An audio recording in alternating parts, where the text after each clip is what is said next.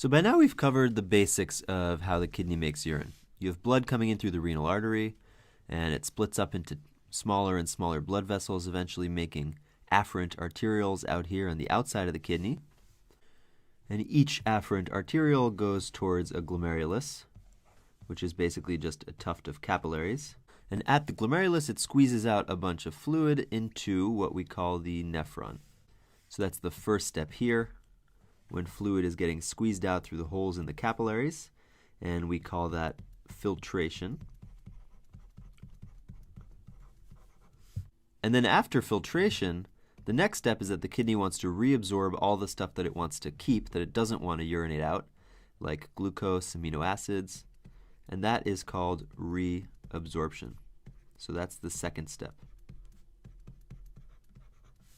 And the rest, everything it did not reabsorb, is basically urine and is going to eventually make its way to the bladder and get peed out.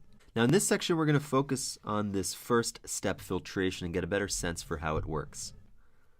But first let's answer a question that you may have. That question might be, why? Why is the kidney squeezing so much fluid out of the glomerulus only to reabsorb a whole bunch of it immediately?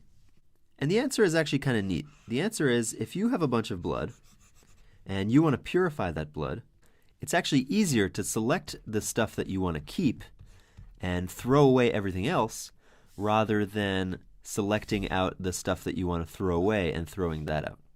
And the reason why that's easier is because the list of things that you want to keep is actually not that long. We have a bunch of stuff like glucose, amino acids, electrolytes like sodium, potassium, water, and maybe a few other things. But the list of things that you would want to throw away is actually endless. It's basically everything else. Any other poison that you ingest, any other waste.